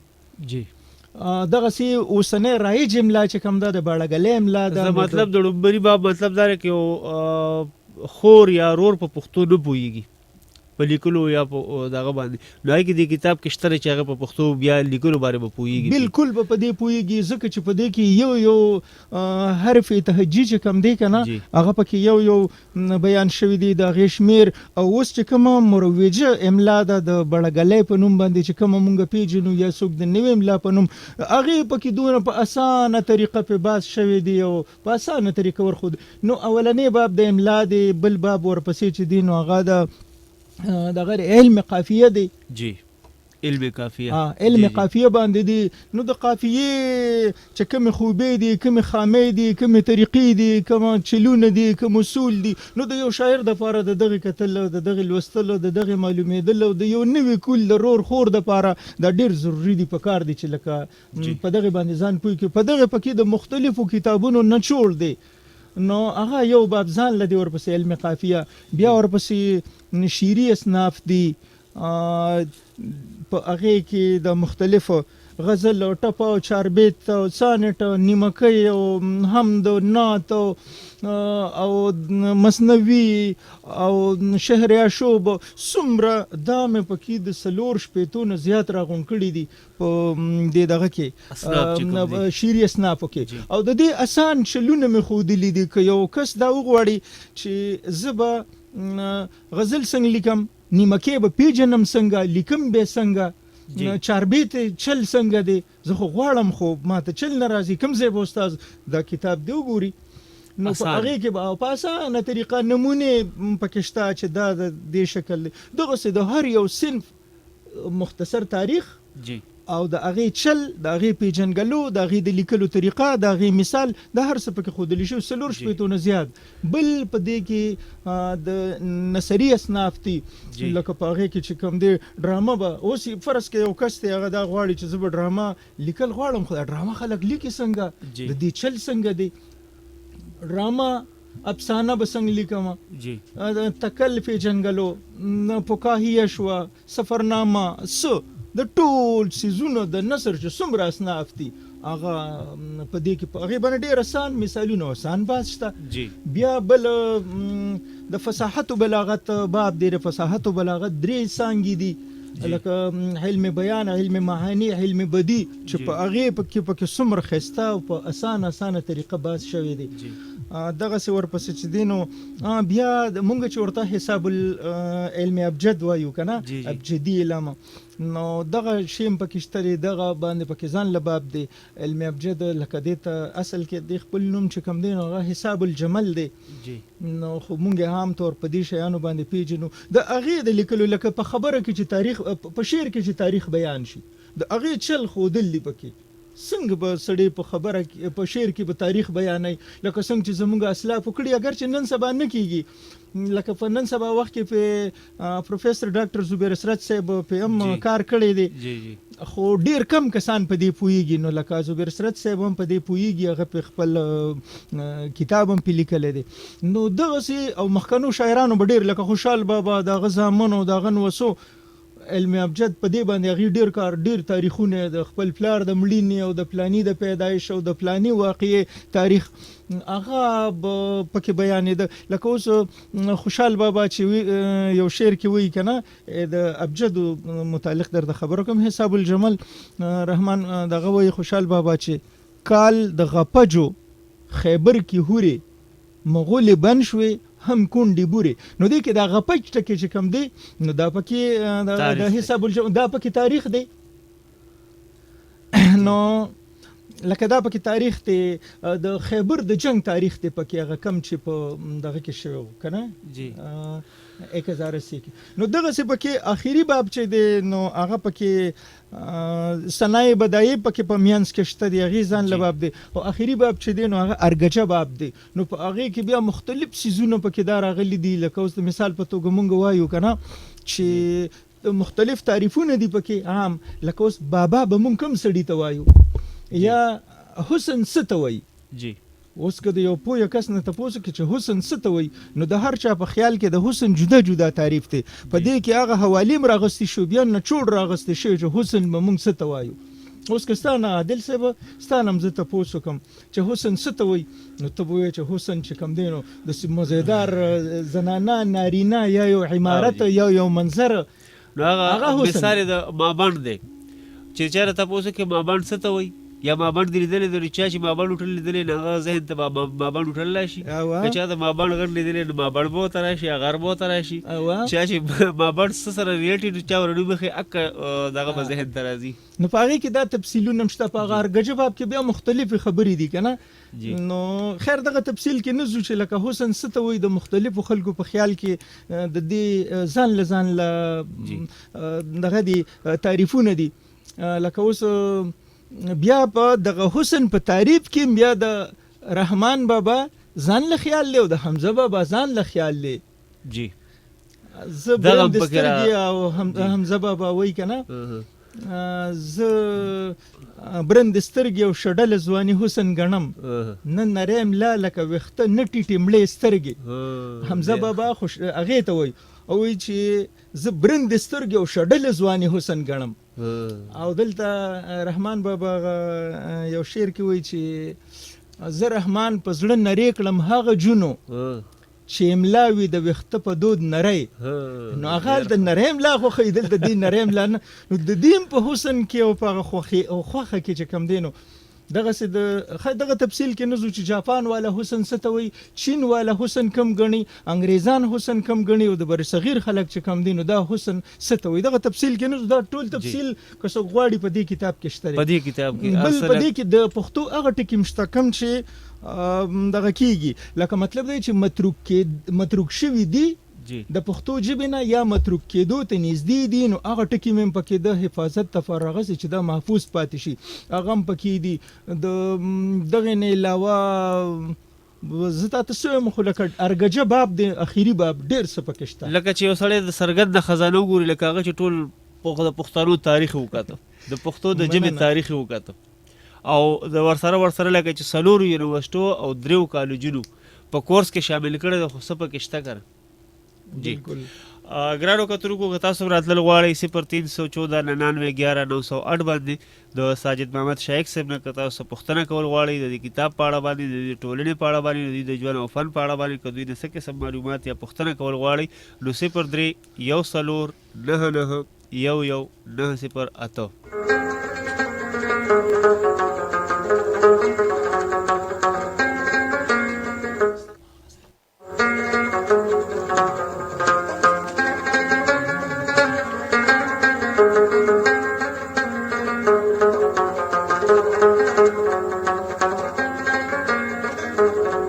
ګرانو اورېدونکو یوازې دا نه چې ساجد محمد شایق صاحب چې کوم دی هغوی په نثر باندې کار کړی دی هغوی په نظم باندې هم ډېر کار کړی دی او ډېرو سندرغاړو چې کوم دی د هغوی غزلې نظمونه ویلي هم دي نو تاسو ته به زه د مثال په توګه باندې صرف یو غزل به راته نن ډالۍ کړم او بیا به انشاءالله پر روانو پروګرامونو کې به تاسو زه د ساجد شایق صاحب د غزلې به راسره هم شریکوم وخت په وخت باندې نو زه به د ساجد محمد شایق صاحب د ښکلي غزل طرف ته د هغې نه پس په بیا راځم خو تاسو به چېرته هم نه دی خپل وطن ریډیو او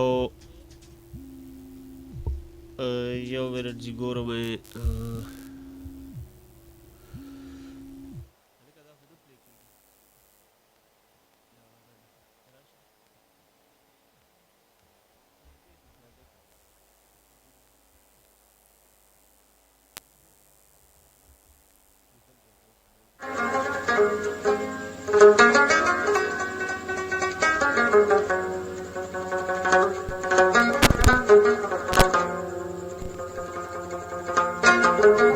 نو راځئ چې واورو د ساجد محمد شایق صاحب د ښکلو شاعرانو کتونکو ډېر کوشش مې وکړ ډېره هڅه مې وکړه خو د ساجد محمد شایق صاحب غزل چې کوم دی هغه پلی نه کړی شو مونږ کوشش کومه چې پر اروانو پروګرامونو کې کوم چې د 9 پورې یا د 11 پورې زما کوم پروګرامونه دي کوم خپرونې دي په هغې کوشش کوم چې تاسو سره هغه خامخا شریک کړم زما یو کال طرف ته او کال اخلو ګورو به چې زموږ سره د ګرځنده په کرښه باندې څوک دي او څه به ویل غواړي السلام علیکم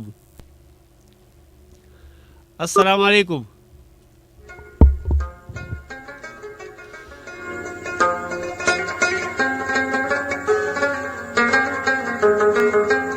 031499110908. السلام علیکم. السلام علیکم. ہیلو. السلام علیکم. وعلیکم السلام سر جی. طلحہ خبر کوم پشاور نه. څوک جی؟ طلحہ خبر کوم پشاور نه. طلحہ هرکلی د توایو ګلابه. یو جهان منه سر جی زدا حیران شوم لکه چې دا خبره کړه د حسن کنه.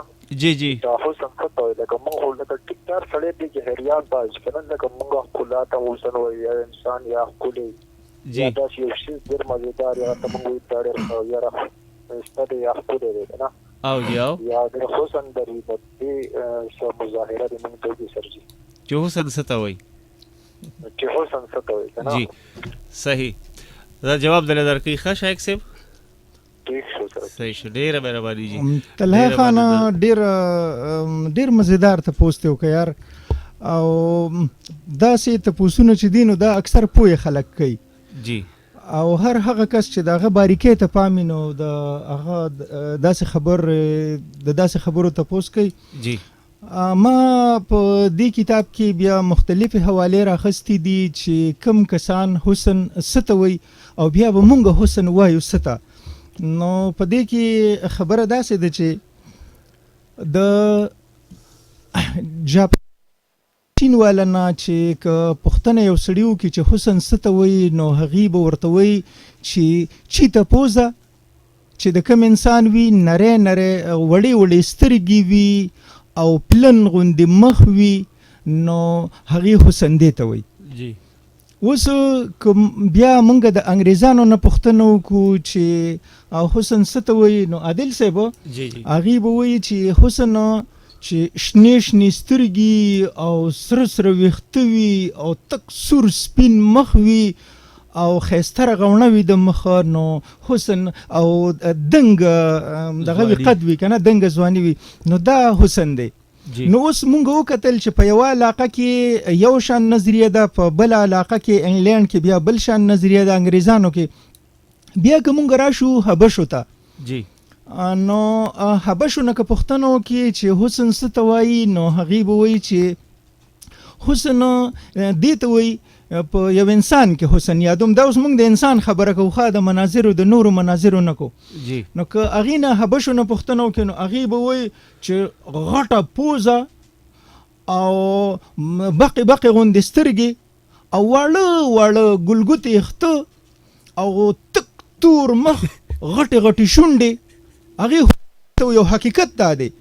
هغې به حسن دې ته وایي. اوس که چېرې فرض کا د بر صغیر د کسانو نه تپوس وکړي نو هغې به هم لکه دلته په بر صغیر کې خو عمومي رنګ چې دی د نارینه زنانه نو هغه د غنم رنګ دی که نه. جی بالکل غنم رنګ دی. نو دوی به وایي چې لکه حسن داسې چې ښه مزیدار برابر مخي او داسې سور سپین رنګ وي او برابر غټې غټې سترګې وي او تک تور تور ښایسته ویښته وي اوږده اوږده او مزیداره وړه زنه وي او ښه دنګه نری پوزه وي او غټې غټې مزیدارې برابر سترګې وي نری نری وروځې وي. نو دا څیزونه چې کوم دي او ښه برابر دنګه ځواني وي ښایسته قد وي چیت وجود نه وي او مناسب وي چې ډېر غټ او ډېر ډبل او ډېر نری هم نه وي. نو تقریبا چې دی نو هغې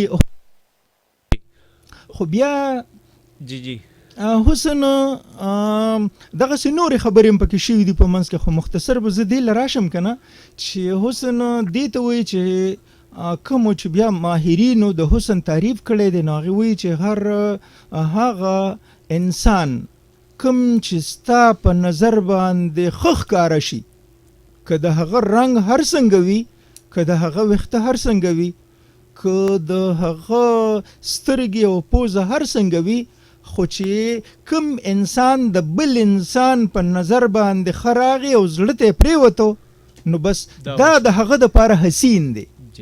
دا د هغه دپاره حسین دی چې بس زړه د چا په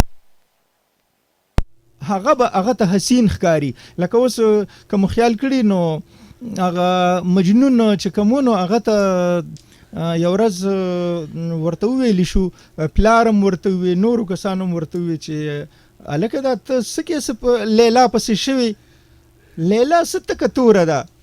او هغې ته خو لیلا ویم په دې د باندې چې کوم ده نو د رنګه عموما خلک ویم چې لیلا د رنګه توره وه. جی توره ده په هغې باندې څه کې وایي ده ورته ووی چې ټیک شو د رنګه به توره یې که سپینې په هغې باندې نه یم، خو خبره داسې ده چې لیلا ته تاسو زما په نظر باندې وګورئ نو بیا به تاسو ته پته ولګي. تاسو د مجنون په نظر لیلا، مجنون ورته وي د مجنون په نظر تاسو لیلا ته وګورئ نو د هغې نه پس چې کوم دی بیا به تاسو ته پته ولګي چې دا زه ولې ورپسې دومره دغه یم ګډوډ یم که نه. نو په دې وجه باندې چې د چا په نظر کې څوک حسین ښکاري ښکاري بس هغه د هغه دپاره حسین دی. جی یو کال به بل واخلو. السلام علیکم. السلام علیکم. ہیلو ہیلو ہیلو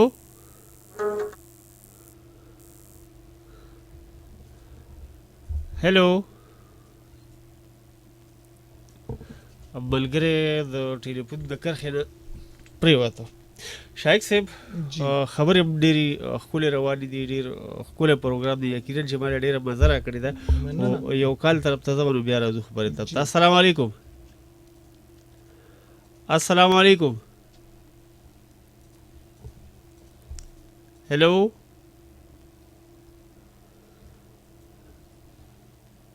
ہیلو. د ټلیفون کرښه کې راته څه مسله ښکاري، ګورو چې بل څوک دی. السلام علیکم. ہیلو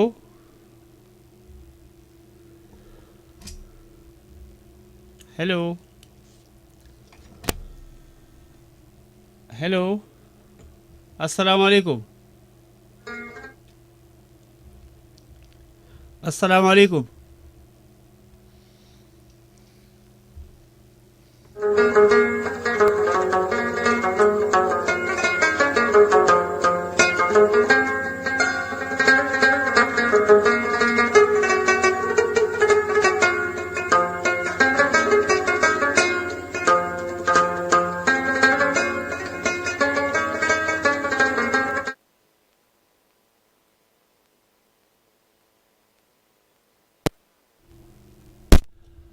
السلام علیکم.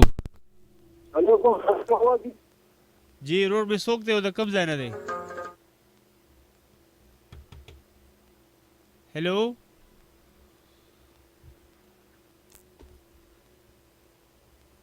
السلام علیکم. زما په خیال د ګرځېدنه کرښه کې موږ ته څه نه څه مسله ښکاري. الله دې خیر وکړي. زموږ ټیکنیکل مرستیال چې کوم دی هغه هم لګیا دی، وخت په وخت باندې خبرې اخلي ګوري. که سیټ شو بیا به ستاسو کارونه پکې نیغ په نیغ به واخلو. شایق صاحب که څوک اورېدونکي داسې وي چې هغوی نه دا پروګرام نیمګړی پاتې شوي یا نه یې اورېدلی یا یې بیا وروسته اورېدل غواړي نو د یوټیوب په کرښه باندې هم اورېدی شي، فیسبوک په لاره باندې هم، انسټاګرام هم دی او ټویټر باندې هم کتی شي. دا بیا انشاءالله ماسوتر له موږ اپلوډ کړي په هغې باندې هم کتی شي. د یوټیوب کومه لار چې ده هغه سعید عادل په نوم باندې هم تاسو کتی شي. او شایق صاحب دا راته ووایئ چې ډېره شاعري وشوه، ستاسو چې کوم کتاب و څرګنده خزانه هغې باندې هم تاسو خبرې وکړي. ورسره تخوی ادبي ټولنه، پښتو ادبي ټولنه، بخښنه غواړم، پښتو ادبي ټولنه تحصیل تخوی، هغې کې هم لکه ښه معلوماتي خبرې تاسو وکړي او ډېر ستر مشران پکې پاتې شوي دي. د دې نه علاوه چې کوم دی نو تحصیل تخویه کې داسې چې کوم نوي ملګري پکې راځي د هغوی د حوصله افزایۍ دپاره یا داسې د وطن چې کوم ستاسو وطن رساله او وطن ریډیو هم دلته کولی شو، یقینا ستاسو وطن سره ډېره زیاته مینه ده او پکار هم ده. نو داسې د قامي ورځې چې دی نو هغه تاسو لمانځئ؟ بالکل مونږ قامي ورځې چې کوم دي نو هغه مونږ وخت په وخت لمانځو او هغه چې دي نو لکه اوس زمونږ کوم رسمي پروګرامونه دي، رسمي اجلاسونه دي نو هغه خو په میاشت کې 2 وارې دي او د دې نه علاوه چې کوم د قامي ورځې دي لکه 14 اګست شو یا چرته نور شو یا اوس مذهبي ورځې د 12 ربیع الاول نو دا څیزونه چې دي دا پروګرامونه دا مونږ کوو وخت په وخت کوو لکه تیر ځل هم مونږ د اوس چې کوم 14 اګست تیر شو نو په دې باندې مونږ ښه برابر دغه کړی وه ملي مشاعره مو کړې وه او ملګري پکې د خپلې خوښې نظمونه د ازادۍ په حواله باقاعده کوو دا خو باقاعده کوو او د خپل پښتو ادبي ټولنې تخبای دومره ډیر اوږد سفر یې کړی دی د هغې ورځ تاسو لمانځئ که نه چې په دې ورځ باندې بالکل نو د هغې خو داسې لکه باقاعده ورځ کال په کال هغه مونږ داسې چل کړی دی چې په د 1980 نه چې کله شروع شوه نو د کال 2010 پورې د دې 50 کاله پوره شو د دې 50 کلیزه چې هغې ته زرین جشن وایي 50 کلیزه زرین جشن او په هغه انګریزي کې چې ورته ګولډن جوبلي وایي غالبا نو دغه زرین جشن هم مونږ د دې نمانځلی دی او په هغې کې مونږ د ټولې پښتونخوا چې څومره نوموړي کسان دي هغه مونږ د رحمت شاه سایل صاحب په صدارت کې دغه پروګرام کړی او د تخبیه په های سکول کې نو دغه 50 کلیز او ډیر تاریخي پروګرام شوی لایق زاده لایق صاحب دی او د دین علاوه زه به تاته څه وایم خو لکه اوس یو نامه زه نشم اخیستی خو لکه زمونږ د پښتونخوا بلا نوموړي کسان چې دي هغه په دغه موقع باندې وو اوس داسې چل وشو چې 50 کلیزه خو شوه خو بیا لس کاله پس یعنی د 80مه کلیزه دا په دې 2020 کې چې کومه راله نو مونږ وی د دې هغه 80مه کلیزه هم کوو نو د دې لپاره بس مونږ نیټه موله مقرروله د دې هفته کې کوو یا د بل هفته کې کوو او بس په دې کې پکې یار د کورونا د خبره راله نو بس په دې وجه باندې لا نه ده شوی ان شاء الله کوشش کوو که خیري چې د کورونا د معامله لږه غوندې دغه شي که نه اوس بیا هغه خطره مطره ده نو که دا لږه د مشي لږه غلی شي نو د دې به بیا موږ 80مه کلیزه هم کوو او دې نو وخت په وخت چې دی نو بلا کتابونه هم د دې ټولنې د دې ملګرو د نظم او د نثر وتلي دي جی شایق صاحب د ژوند داسې یو لمحه چې تاسو ته اوس هم رایاده شي نو خندا درله درشي د ادبي سفر کې داسې کتاب هم تاسو چاپ کو ډېر ګران کار دی یقینا چې 450 صفحې کتاب لیکل خو دومره ګران نه دي لکه د دې راغونډونه چې څومره ګرانه ده او په دې باندې هغه کار کول بیا هغه طالب علمانو ته ورکول چې هغوی ته څه زده کړي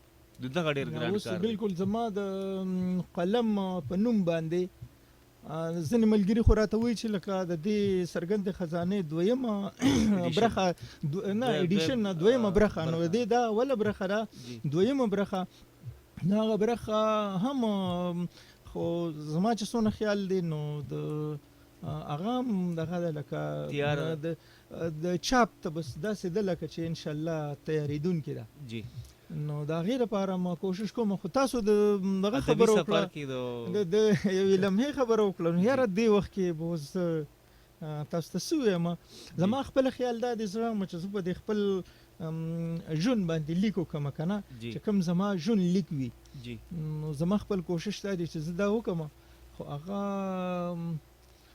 کوم انشاءالله اراده مې نه ده خو اوس هغه لمحې اوس دې وخت کې ما په ذهن کې نشته دی دغه دی لکه زه لیکئ به دا بالکل څه وخت هم زه په هغې باندې شروع کولی شم د زما د ژوند چې څومره پورې یو خو ما بلا کلونه خپله ډایري هم لیکلې ده روزنامچه چې کوم ده که نه د روزانه د سر نه مسوتنه پورې دا ما د بلا کلونه لیکلې هم ما سره محفوظ ده نو هغې نه به هم پکې ډېر امداد میلاو شي نو خو به کومه خو دا ده چې لکه دغسې لمحه مې اوس دې وخت کې په ذهن کې هغه ثوابه ته چې راغلي وي پروژه کې زه په میرجانه جی بالکل دا هغه هم ډېره یادګاره لمحه وه زمانه نه هېرېږي نو بالکل هغه خو ځان له رمضان او ګرمي وه وه نو ځکه خو ما په وړومبي کې ووایي چې د پښتو ژبې یو داسې لیونی یو ډېر ادبزوکه لیونی د سره تیر لیونی چې په روژه کې په سره غرمه کې د 2015 یا 14 روژې به وي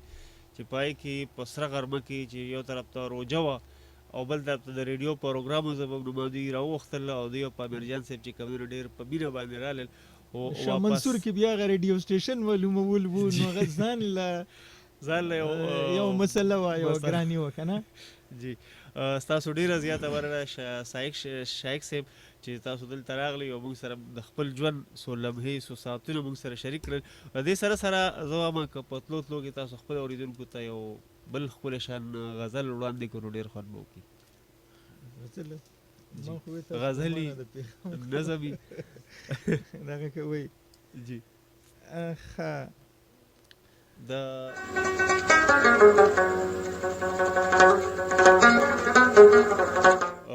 هغې طرف ته به راځو جي خو دا یو لنډ شان غزل دی که نه. جی ارشاد.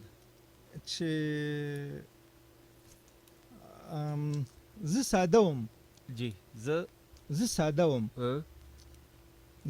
وم څه راتلو د محبت چل. زه ساده وم څه راتلو د محبت چل. زه ساده وم څه راتلو د محبت چل ما ته سترګو دې رازده که د الفت چل. ډېر ښه بیا وایي دا مطلب. زه ساده وم څه راتلو د محبت چل راته سترګو دې رازده که د الفت چل. او پوخ هنر لري اومه ځواني دی. پوخ هنر لري اومه ځواني دی درښودلی یې په زړو د سلطنت چل. ډېر ښه. او پرورده چې څوک له دغسې ماحول شي زده کوي به خامخا د بغاوت چل. ډېر ښه. او په دنیا د دې عظیم دولت مالک یم چې په لاس مې دی د مینې محبت چل. ډېر ښه دا شعر بیا ووایي. په دنیا د دې عظیم دولت مالک یم چې په لاس مې دی د مینې محبت چل. ډېر ښه. او مقصد شایق ګوره خوشامد کولی نشي. شایق ګوره خوشامد کولی نشي دله نور زی د دغه عبادت چل. ډېر ښه مکتب بیا وایي. شایق ګوره خوشامد کولی نشي دله نور زی د دغه عبادت چل. ډېر ښه. او زه ساده وم څه راتلو د محبت چل او ما ته سترګو دې رازده که د الفت چل. ډېر ښه. شایق صاحب هغه لمحې هغه ګړی هغه ساعتونه په سر ولاړ دي کوم چې به زموږ د اورېدونکو ترمنځ یو عارضي بېلتون راولي. نو دغه بېلتون نه مخکې زه وایم چې خپل اورېدونکو له یو وړوکی شان ښکلی شان پیغام والا ورکړي. زما پیغام به هم ادبي وي ځکه چې زما ژوند د ادب سره دی.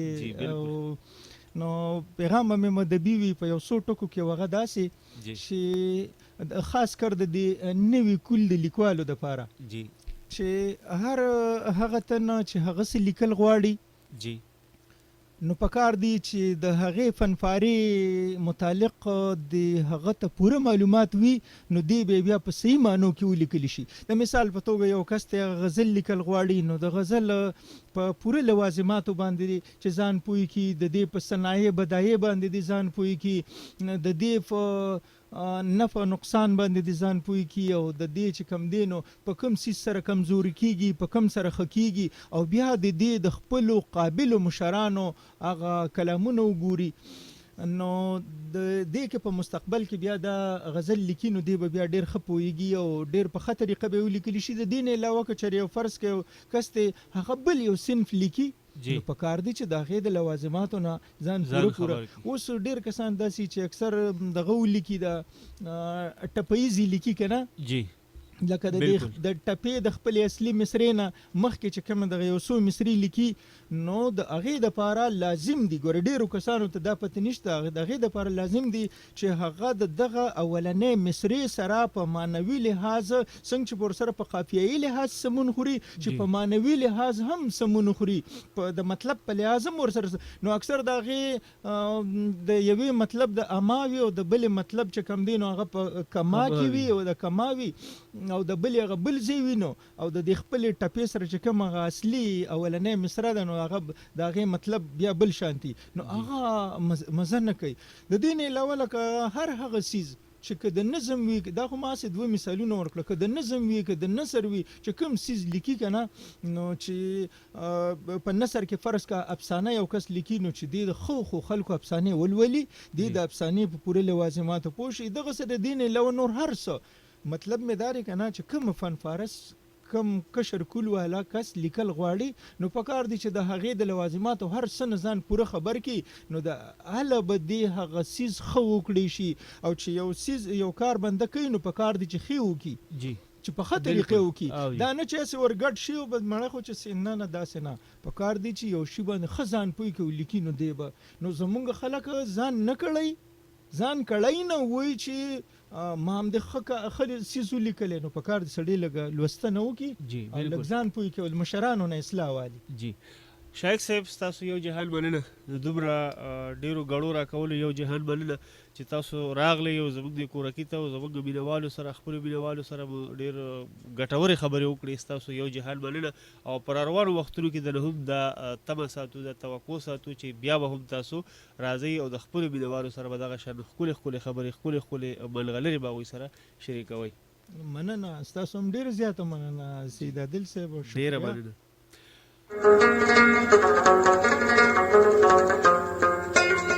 ګران اورېدونکو هغه غړی هغه لمې هغه ساعتونه هغه وختونه په سر ولاړ دي کوم چې به زموږ او ستاسو عارضي بېلتون راولي تر بلې اوونۍ پورې به زموږ او ستاسو عارضي غوندې بېلتون وي که ژوند وفا وکړه ساګانو بې وفایي ونه کړو انشاءالله بیا به راځو که خیر د بل زیارت په ورځ باندې د 2 بجو راوالې تر 4 بجو پورې به ستاسو کوربه سید عادل یو وارې بیا ستاسو سره مخامخ کېږي تر هغه دمه پورې زما یا زما زموږ د میلمه د خولې نه څه داسې خبره وتلې وي چې ستاسو خاطر وي دروند شوي وي ستاسو په زړه ښه نه وي لګېدلي د هغې دپاره غواړم د زړه له کومې نه ستاسو نه بخښنه کوم هم ډېره زیاته مننه د هغه ټولو مینوالو چا چې زموږ خپرونې ته د ښکلا او ځلا ستوري وبخښئ په خپلو کالونو باندې زموږ د خپرونې ښکلا یو په دوه کړه د هغوی هم یو جهان مننه د هغه اورېدونکو هم یو جهان مننه چا چې ډېر په خاموشۍ سره زموږ د خپرونو واورېده وطن د ننګیالو د هغوی هم یو جهان مننه په تلو تلو کې د ساجد محمد شایق صاحب بیا هم په اخره کې بیا هم یو ځل بیا مننه ورسره د اسدالله صاحب د هغوی د بچنګي هم یو جهان مننه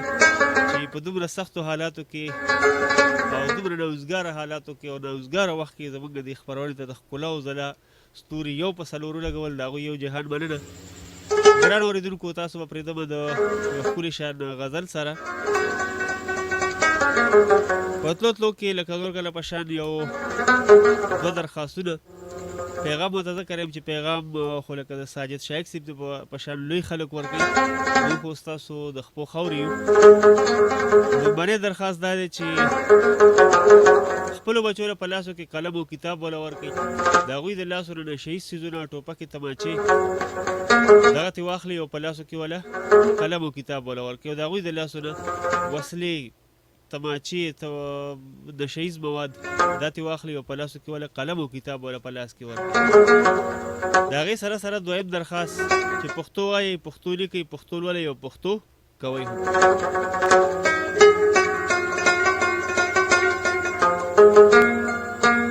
خو په دې باندې به ستاسو کوربه سید عادل ستاسو نه ښکلي شان غزل سره غواړي اجازه عباسي یوسفزي صاحب په دې یو شعر باندې د هغې نه مخکې یو 2 ټپې چې الله دې بیا راوله یاره الله دې بیا راوله یاره ماشوم زړګی مې درپسې جړا کوي او چې رخصت اخلې منګل راکه چې رخصت اخلې منګل راکه چې پناه کېږي مخ راواړوه مین دا ته چې ځې اخر به لاړ شي دا ته چې ځې اخر به لاړ شي ماته ګړی په ګړی مه وایه چې زه دې ځای باندې د عباسي یوسفزي صاحب د یو شعر سره خپل کوربه سید عادل له ورکړي اجازه د خدای دپاره پښتنو ځانونه وپېژنئ د خدای دپاره پښتنو ځانونه وپېژنئ ستاسو دپاره خو به ځان له پیغمبر نه راځي چېرته هم چې ښه آباد خوشحاله او بریالي اوسئ کور مو ودان شپه مو په خیر او د لوی الله په امان